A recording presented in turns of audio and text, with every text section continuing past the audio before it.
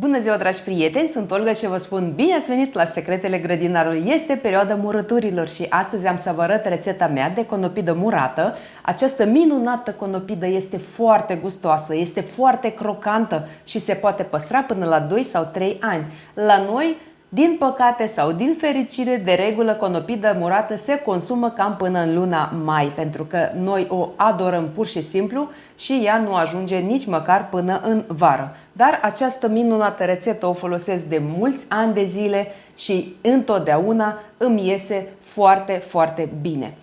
Între timp puteți să vă abonați la canalul meu, apăsați pe clopoțel și alegeți toate notificările ca să fiți notificați de fiecare dată când apare un episod nou. Și nu uitați să apăsați pe like dacă acest video vă este util și interesant, iar noi începem! Așadar, pentru rețeta noastră vom avea nevoie de conopidă, morcovi, usturoi, ardei iute, hrean și verdețuri.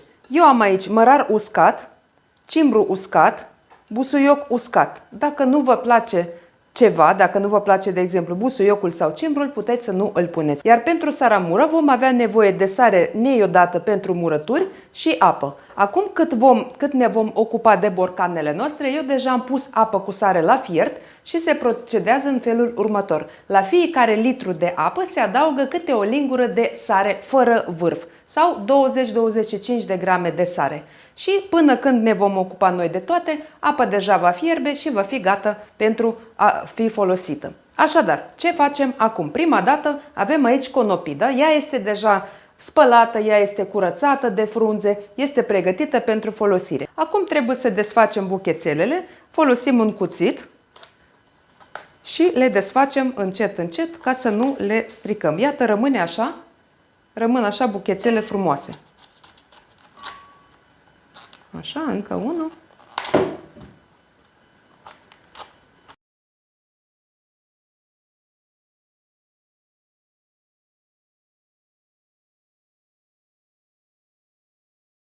Am terminat și cu buchețelele și începem să ne umplem borcanul. Prima dată punem 2-3 căței de usturoi, o fâșie, 2 de hrean, punem câteva bucățele de morcovi și punem și verdețuri. Punem o crenguță de busuioc, una de sau chiar 2 de cimbru și punem o crenguță sau 2 de mărar. Putem să punem și un ardei iute. Și acum începem să umplem borcanul cu buchețelele noastre. Le așezăm frumos în așa fel încât să nu rămână foarte multe spații între ele.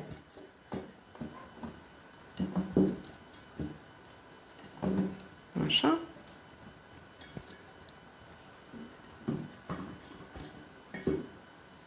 Punem și în mijloc.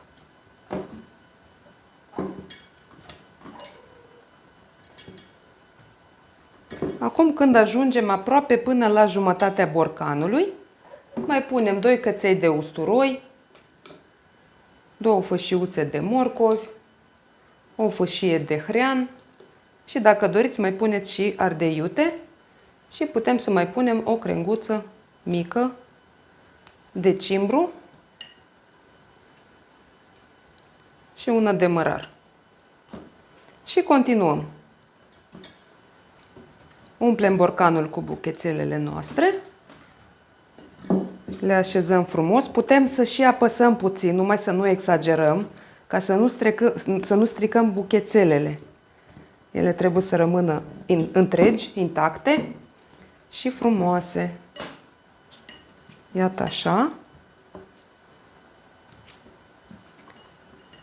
Și mai punem și morcovi aici, în aceste spații care se creează, în aceste goluri. Așa.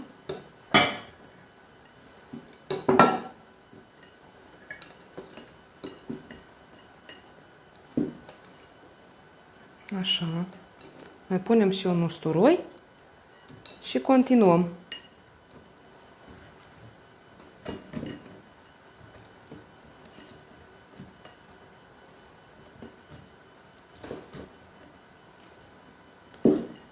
Așa.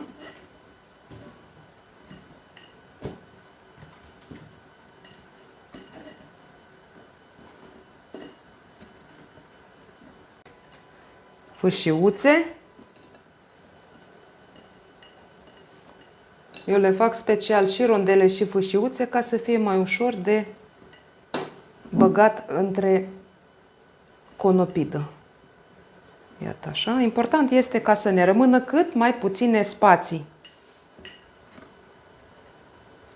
Bun, aici folosim buchețele mai mici și aici trebuie să apăsăm puțin mai mult.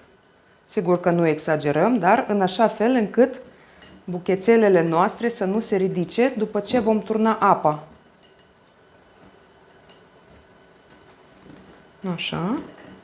Mai punem usturoi. Mai unul aici.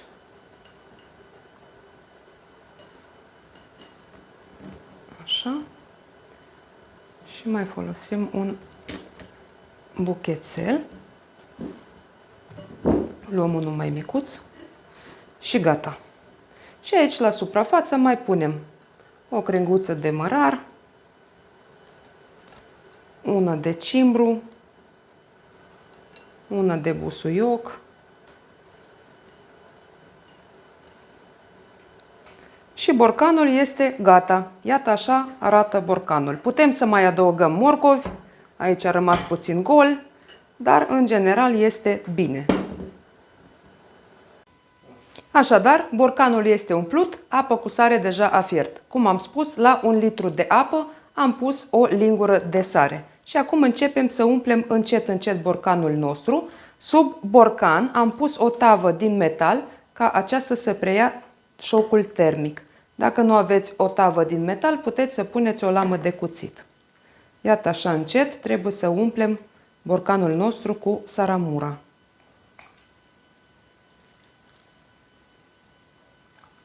Încet, încet. Și am terminat. Acum borcanul este plin și îl lăsăm, îl acoperim pur și simplu cu un capac, fără să-l închidem complet, da? Lăsăm doar așa capacul deasupra borcanului sau dacă nu folosim capace, dacă veți folosi celofan, atunci puteți să puneți o farfuriuță. Și așa lăsăm borcanul nostru timp de 24 de ore și nu umblăm la el.